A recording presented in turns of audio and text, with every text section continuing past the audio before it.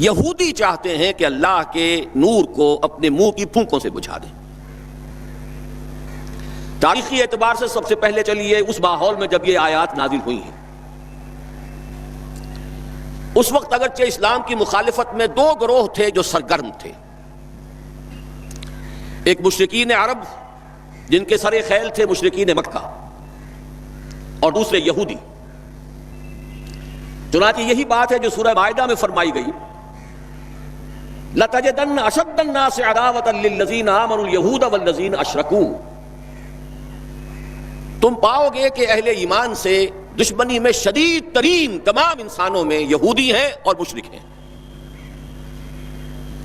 مکے کے مشرک یا جزیرہ نما عرب کے مشرک اس وقت جن کے سر خیل تھے، جن کے لیے قرآن مجید میں سورہ توبہ میں ائمہ کا لفظ آیا ہے، فَقَاتِلُوا أَئِمَّةَ الْكُفْرِ، ایک طرف وہ تھے جو شدید مخالف اور دوسری طرف یہودی، لیکن ان دونوں کی مخالفت کے انداز میں فرق تھا۔ یہ نوٹ کرنا چاہتا ہوں میں آج، اچھی طرح سمجھ لیجئے۔ پہلا فرق یہ تھا کہ مشرکین عرب سامنے سے وار کرتے تھے جمع مردی کے ساتھ، ان کے مقابلے میں ان کی مخالفت میں کمینگی نہیں تھی۔ وہ اپنے باطل معبودوں کے لیے بھی گردن کٹا رہے تھے۔ ابو جہل نے کہا تھا ذرا نیچے سے گردن کاٹنا تاکہ اونچی نظر آئے کہ سردار کی گردن ہے، جب تم کسی چیز پر اس کو اوپر لٹکاؤ گے۔ 70 جانیں انہوں نے پیش کی ہیں بدر میں اپنے دین باطل کے لیے اور اپنے معبودان باطل کے لیے۔ اس کے برعکس یہودیوں کی مخالفت تھی کمینگی والی مخالفت، ان میں مقابلے کی ہمت نہیں تھی، جرأت نہیں تھی۔ لا یقاتلونکم جمیعا، سورہ حشر میں فرمایا یہ یہودی کا بھی تم سے مسلمانوں جمع ہو کر جمعیت کی شکل میں ڈٹ کر میدان میں آ کر مقابلہ نہیں کر سکیں گے، الا فی قری محصنۃ او من وراء جدر، بڑے مضبوط قلعہ بندیوں میں اپنے آپ کو محفوظ کر کے اور فصیلوں کے پیچھے سے، دیواروں کے پیچھے سے، عورتوں کی طریقے سے پتھراؤ کریں گے، اس کے سوا کچھ نہیں کر سکتے۔ تو پہلا فرق یہ تھا کہ مشرکین مکہ اور مشرکین عرب بالعموم مخالفت کر رہے تھے، لیکن ان کی مخالفت جمع مردوں والی مخالفت تھی، سامنے کے دشمن کی حیثیت سے کھلم کھلا علی الاعلان، جبکہ یہودیوں کی مخالفت میں کمینگی تھی، سازشی انداز تھا، خود لڑنے کی بجائے دوسروں کو ابھار ابھار کر لاتے تھے۔ اور دوسرا بڑا فرق کیا تھا، اس پہلے فرق کو تو نمایاں کیا اسی لفظ سے کہ گویا کہ اپنے منہ کی پھونکوں سے بجھانا چاہتے ہیں۔ ابو جہل بھی بجھانا چاہتا ہے اللہ کے نور کو، لیکن اپنے زور بازو کی بنیاد پر۔ اور یہ لوگ کردار کے اعتبار سے اتنے گر چکے ہیں کہ زور بازو کی بنیاد پر نہیں، منہ کی پھونکوں سے بجھانا چاہتے ہیں۔ بہترین تعبیر کی ہے اس کی مولانا ظفر علی خان نے کہ نور خدا ہے کفر کی حرکت پہ خندہ زن، پھونکوں سے یہ چراغ بجھایا نہ جائے گا۔ دوسرا فرق یہ تھا کہ اگرچہ مشرکین میں بھی ایسے لوگ تھے جو پہچان چکے تھے کہ محمد اللہ کے رسول ہیں، سچے ہیں، صادق ہیں، لیکن وہ استثنائی معاملات تھے، وہ غافل تھے۔ قرآن مجید میں بار بار ان کے کفر کے لیے ایک توجیہ پیش کی گئی ہے کہ ان کے پاس کوئی رسول آیا ہی نہیں، ان کے لیے رسالت اور نبوت بڑی ایک عجیب سی شے تھی، وہ چیزیں ان کے ذہن سے بالکل خارج ہو چکی تھی۔ لیکن یہود کا معاملہ اس کے برعکس تھا، وہ 100% پہچانتے تھے محمد رسول اللہ کو صلی اللہ علیہ وسلم، بالخصوص ان کے علماء، یعرفونہ کما یعرفون ابناہم، پہچانتے ہیں اسے جیسے کہ اپنے بیٹوں کو پہچانتے ہیں، علی وجہ البصیرۃ، وہ کسی مغالطے میں نہیں تھے، پوری ڈٹائی کے ساتھ پہچانتے ہوئے۔ آپ کو تو معلوم ہے کہ حضور صلی اللہ علیہ وسلم کی جو نشانیاں ہیں ان کا تو معاملہ بہت آگے کی بات ہے۔ حضور کے ادنا رفقا کا معاملہ کیا تھا کہ حضرت عمر رضی اللہ تعالیٰ عنہ کے بارے میں پوری ان کی صفات ان کے ہاں موجود تھی، اور عیسائی علماء نے ان کے ساتھ ٹیلی کر کے ہی حضرت عمر کو سامنے کھڑے ہو کے دیکھ کر اور پھر جو ہے یروشلم کا قبضہ دیا تھا کہ ہاں یہ وہی درویش بادشاہ ہے جس کا ذکر موجود ہے ہماری کتابوں میں کہ یروشلم اس کے ہاتھوں فتح ہوگا۔ تو یہ دو فرق ذہن میں رکھیے، یریدون لیطفئوا نور اللہ بافواہہم واللہ متم نورہ۔ دوسری بات جو سوچنے کی ہے اس آیت میں کہ نور اللہ سے مراد کیا ہے؟ اللہ کا نور ایک اعتبار سے ذہن منتقل ہوتا ہے قرآن حکیم کی طرف، نور اصل میں قرآن مجید میں ہدایت کے لیے بھی آتا ہے. تورات کے لیے آیا فیہا ہدی و نور، انجیل کے لیے آیا فیہ ہدی و نور، روشنی ہی سے انسان راستہ دیکھ سکتا ہے. الہدا قرآن حکیم، ہدایت کاملہ، اس کے لیے خاص طور پر لفظ آیا ہے. سورہ تغابن میں فرمایا فآمنوا باللہ ورسولہ والنور الذی انزلنا واللہ بما تعملون خبیر. ایک مفہوم تو یہ ممکن ہے قرآن مجید کے اس اصول کے تحت کہ القرآن یفسر بعضہ بعضا، ویسے یہ کہ اس کا عام مفہوم اسلام، ہدایت، جس معنی میں چاہے لے لے، لیکن میرا ذہن زیادہ جس چیز کو قبول کر رہا ہے وہ ایک ایسے شخص کی تعبیر ہے جو اگرچہ کوئی معروف عالم دین نہیں تھا. میں نہ عارف، نہ مجدد، نہ محدث، نہ فقیہ. اقبال اپنے بارے میں صاف کہہ رہا ہے، میں نہ عارف، نہ مجدد، نہ محدث، نہ فقیہ. لیکن واقعہ یہ ہے، اور آپ کے علم میں ہوگا، میرا موقف یہ ہے، اس دور میں قرآن مجید کا نور بصیرت اللہ تعالیٰ نے بڑے وافر پیمانے پر انہیں عطا کیا تھا. انہوں نے تعبیر کیا ہے اس نور کو نور توحید سے. چنانچہ یہ اتمام کا لفظ اس کے ساتھ واللہ متم نورہ، جواب شکوہ کے شعر میں کہ وقت فرصت ہے کہاں، کام ابھی باقی ہے، نور توحید کا اتمام ابھی باقی ہے. واللہ متم نورہ ویابی اللہ الا ان یتم نورہ. یہ بھی نوٹ کر لیجئے، عربی زبان میں شدید تاکید کرنی ہو تو اس میں فاعل کی شکل میں لایا جاتا ہے. واللہ یتم نورہ بھی ہو سکتا تھا، نہیں، واللہ متم نورہ کر کے رہے گا. اور پھر اس کو منفی اسلوب میں بھی بیان کر دیا تھا کہ کوئی شک و شبہ نہ رہے، مثبت بھی آ گیا واللہ متم نورہ، اور منفی ویابی اللہ الا ان یتم نورہ. اللہ کو ہرگز منظور نہیں ہے مگر یہ کہ وہ اپنے نور کا اتمام فرمائے.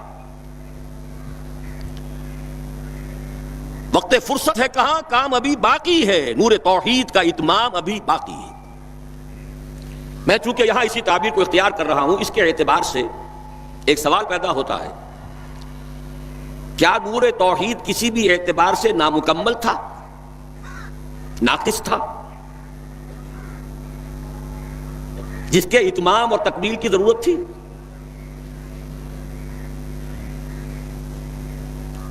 اگر میں اس سوال کا جواب ہاں میں دوں تو آپ سب چونک جائیں گے، لیکن میری وضاحت سن لیجئے. جہاں تک عقیدے کا نور ہے، عقیدے کی توحید ہے، اور انفرادی سطح پر اپنے عمل کی توحید ہے. توحید کے دو حصے سمجھ لیجئے. ایک توحید ہے عقیدے کی توحید، اللہ کو ایک ماننا، ایک جاننا، اس کی صفات میں، اس کی ذات میں کسی کو اس کا ساجی، ہمسر، برابر، ہم اللہ، کفر، ند، ضد نہ سمجھنا. ایک عمل کی توحید ہے کہ ایک ہی اللہ کے مطیع فرمان ہو جانا، ہما تن، ہما وقت، ہما وجوہ، مخلصین لہ الدین. یہ عملی توحید ہے. تو عقیدے کی توحید اور انفرادی سطح پر عمل کی توحید ہر دور میں مکمل رہی. حضرت آدم کی بھی مکمل تھی، حضرت نوح کی بھی مکمل تھی، تمام انبیاء کرام کی مکمل تھی. نہ ان کی عقیدے کی توحید میں کوئی کسر ہو سکتی تھی، نہ انفرادی سطح پر عمل کی توحید. لیکن ایک توحید ہے اجتماعی سطح پر عمل کی توحید، پورے نظام زندگی کا اللہ کے حکم کے تابع ہو جانا. یہ ابھی مکمل ہونا تھا، اس کی تکمیل ہونی تھی. افراد موحد تھے اپنی زندگیوں میں بھی، اپنے عقیدے میں بھی. نظام جیسا آج آپ غور کیجئے، بڑے بڑے فن خواہ موحد موجود ہیں ہمارے ہاں. فن خواہ سمجھتے ہیں اپنے آپ کو کہ معلوم ہوتا ہے شرک ہمارے قریب بھی نہیں آ سکتا. اجتماعی سطح پر ہم سب مشرک ہیں، پوری قوم مشرک ہے، مشرکانہ نظام ہے. جب تک وَيَكُونَ الدِّينُ كُلُّهُ لِلَّهِ نہیں ہوتا یہ نظام مشرکانہ ہے، قانون اللہ کا نہیں ہے. آپ کی عدالتوں میں اللہ کے حکم کی کوئی حیثیت نہیں ہے. آپ کی منڈیوں میں اور بازاروں میں اللہ کا حکم نہیں چلتا ہے. معلوم یہ ہوا کہ ایک ہے اجتماعی توحید. کچھ مواقع ضرور آئے ہیں تاریخ انسانی میں جبکہ اجتماعی توحید بھی ہوئی. حکومت قائم ہوئی حضرت داؤد کی اور حضرت سلیمان کی، وہ اجتماعی توحید کی تھی. لیکن ایک بات نوٹ کر لیجئے گا، یہ میرا اصل میں کل کی تقریر کا موضوع ہے، یہ کام تاریخ انسانی میں صرف ایک مرتبہ ہوا ہے کہ ایک فرد واحد اپنی دعوت کا آغاز کرے اور تمام مراحل سے گزار کر اپنی اس دعوت اور تحریک کو اور توحید کامل تک معاشرے کو پہنچا دے. یہ اس سے پہلے کبھی نہیں ہوا. حضرت داؤد کو تو راہ چلتے حکومت مل گئی تھی، جنگ تو ہو رہی تھی حضرت طالوت اور جالوت کی، وہ تو ایک گڈریا اپنا گوپیا لے کر آ گیا ہے وقت پر اتفاقاً، اور اس گوپیے کی جو پتھر تھا وہ جالوت کے آنکھوں کے اس کی زرہ میں جو سوراخ تھا اس میں سے ہو کر اس کے بھیجے میں گزر گیا، مارا گیا، حکومت مل گئی. کیا حضرت داؤد ایک داعی کی حیثیت سے سامنے آئے تھے؟ کیا انہوں نے اپنی کوئی جماعت بنائی تھی؟ کیا ان مراحل سے گزرے تھے؟ قطعاً نہیں. صرف ایک مرتبہ ہوا ہے تاریخ انسانی میں، اور وہ محمد الرسول اللہ صلی اللہ علیہ وسلم. فرد واحد سے بات شروع کر کے یہ جو آتا ہے خطبات جمعہ میں آپ سنتے وحد اللہ، توحید باب تفعیل سے، اور اپنی توحید کو خالص کرو اور خالص کرو اور خالص کرو اور خالص کرو، شرک سے اسے ہر اعتبار سے پاک کر دو. یہ تو پوری زندگی کا لائف لانگ ایفرٹ ہے. آخری امتحان توحید کا جو لیا ہے ابراہیم کے رب نے، دیکھیں اس بوڑھے کے دل میں کہیں اپنے بیٹے کی، اکلوتے بیٹے کی محبت تو ہم سے زیادہ نہیں ہو گئی. کیسے کیسے امتحانات سے گزر چکا وہ بوڑھا، کیسے کیسے امتحانات، لیکن آخری امتحان دعائیں مانگ مانگ کر بیٹا لیا تھا. فلما بلغ معه السعی، اور جب اب ذرا ہاتھ بٹانے کے قابل ہوا، کہیں اس کی محبت ہماری محبت سے زائد تو نہیں ہو گئی. انی ارا فی المنام انی اذبحک فانظر ماذا تری. اس لیے جو آتا ہے قرآن مجید میں بار بار حضرت ابراہیم کے لیے آخری سند کے الفاظ آتے ہیں وما کان من المشرکین، شرک کے ہر شائبے سے پاک. تو یہ توحید عملی اجتماعی سطح پر ہونی باقی تھی. اس کا تعلق ہے اگلی آیت سے. یہ کب ہوگی؟ هو الذی ارسل رسولہ بالہدی ودین الحق لیظہرہ علی الدین کلہ ولو کرہ المشرکون. اللہ نے اپنے ان آخری رسول کو محمد صلی اللہ علیہ وسلم کو تو بھیجا ہی ہے الہدا، وہ دین حق اور الہدا اور دین حق دے کر، تاکہ غالب کریں. جب تک دین غالب نہیں توحید ناقص ہے. عقیدے کی توحید ہو سکتا ہے کہ ہو، انفرادی سطح پر بھی ہو سکتا ہے ایک آدمی جہاں جہاں بھی اللہ کا حکم مان سکتا ہو مان رہا ہو، لیکن آخر وہ کسی قوم کا فرد ہے، کسی ریاست کا شہری ہے، کسی خاندان کا فرد ہے، چہار طرف سے جکڑا ہوا ہے رشتوں میں اور تعلقات میں. اس کی زندگی کے کتنے گوشے ہیں کہ جن کو ابھی وہ مشرکانہ نظام اپنی گرفت میں لیے ہوئے. یہ در حقیقت اسی وقت ہوگا جبکہ اللہ کا دین غالب ہو جائے. هو الذی ارسل رسولہ بالہدی ودین الحق لیظہرہ علی الدین کلہ ولو کرہ المشرکون. مشرک تو کبھی پسند نہیں کریں گے. یہاں ذرا شرک کو سمجھ لیجئے، یہ شرک صرف عقیدے کا نہیں. آج کا سب سے بڑا شرک کیا ہے؟ اللہ کا اللہ کو دو، ریاست کا ریاست کو دو. یہ سیکولر نظام ہے، یہاں پر جو ہے حاکمیت عوام چلے گی. جاؤ مسجدوں میں اللہ کا حکم نافذ کر لو. یہ سب سے بڑا شرک، کبھی گوارا نہیں کریں گے. وہ توحید ہو جائے، اللہ ہی کا حکم چلے، سب پر یکساں جاری ہو جائے، سب یکساں اللہ کے حکم کے تابع ہو جائیں. وَلَوْ كَرِهَ الْمُشْرِكُونَ، مشرک کبھی نہیں چاہیں گے، لیکن ان کی مخالفت کے علی الرغم، ان کی ساری ریشہ دوانیوں کے باوجود، ان کی تمام سازشوں کے باوجود اللہ کا دین غالب ہو کر رہے. اب ذرا تاریخی اعتبار سے جائزہ لیجئے. ابھی ہم تھے اس ماحول میں جبکہ ابھی یہ آیات نازل ہو رہی تھی. پہلی بات تو یہ سمجھ میں آ گئی کہ محمد الرسول اللہ صلی اللہ علیہ وسلم کا مقصد بعثت ہے غلبہ دین. یہ نوٹ کرنے کی بات ہے، کسی اور رسول کے لیے اللہ نے قرآن مجید میں یہ الفاظ استعمال نہیں کیے. شاہد سب تھے، مبشر سب تھے، نذیر سب تھے، داعی سب تھے، مبلغ سب تھے، معلم سب تھے، مربی سب تھے، مزکی سب تھے. لیکن یہ کہ هو الذی ارسل رسولہ بالہدی ودین الحق لیظہرہ علی الدین کلہ، صرف محمد کے لیے آئے الفاظ صلی اللہ علیہ وسلم اور 3 مرتبہ ہے۔ اب اس کے ساتھ جس کو صغرا کبرا کہتے ہیں لاجک میں پریمیسز، اس کے ساتھ جوڑیے دوسری بات جو قرآن میں 5 مرتبہ آئی ہے، اگرچہ وہ آئی ہے ذرا مختلف الفاظ میں۔ کہیں فرمایا وما ارسلناک الا رحمۃ للعالمین، ہم نے نہیں بھیجا ہے محمد صلی اللہ علیہ وسلم آپ کو مگر تمام جہان والوں کے لیے رحمت بنا کر۔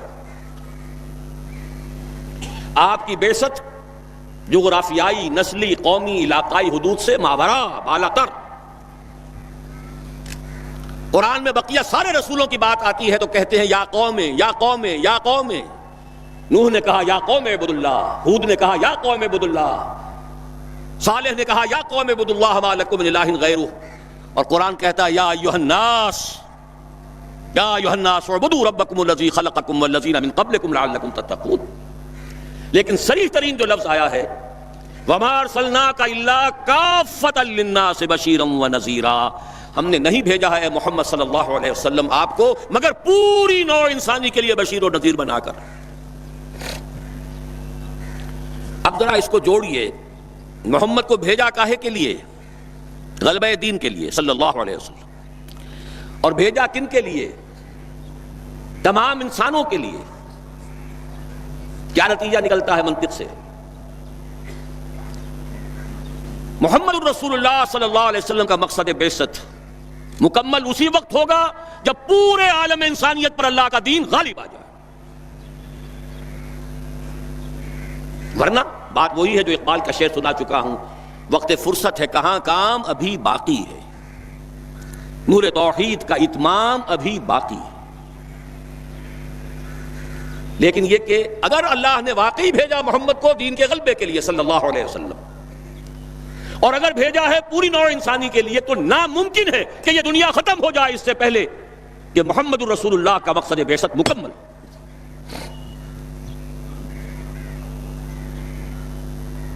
یہی بات ہے کہ جس کی خبر پیشن گوئی کے طور پر قرآن میں تو نصوص ہیں لیکن ان سے نتیجہ نکالنا پڑے گا، منطق۔ حضور کو بھیجا پوری نوع انسانی کے لیے اور بھیجا غلبہ دین کے لیے، تو مقصد بعثت کی تکمیل اسی وقت ہوگی جبکہ کل عالم انسانی پر اللہ کا دین غالب آ جائے۔ اسی کے ساتھ اب ذرا یاد کیجئے سورہ نور کی آیت، جس کو اللہ کے فضل و کرم سے ہم نے کافی عام کیا ہے۔ ایک ہی بات ہے لیکن ذرا مختلف اسلوب میں آ رہی ہے۔ وعد اللہ الذین آمنوا منکم وعملوا الصالحات لیستخلفنہم فی الارض۔ وعد اللہ الذین آمنوا منکم، یہاں منکم پر ذرا زور دیجئے، کن سے خطاب ہو رہا ہے؟ مسلمانوں سے۔ لیکن ان مسلمانوں کے لیے 2 کوالیفیکیشنز، 2 پری کنڈیشنز۔ اے مسلمانوں، اللہ کا وعدہ ہے تم میں سے ان سے جو ایمان اور عمل صالح کا حق ادا کر دیں، انکنڈیشنل نہیں ہے۔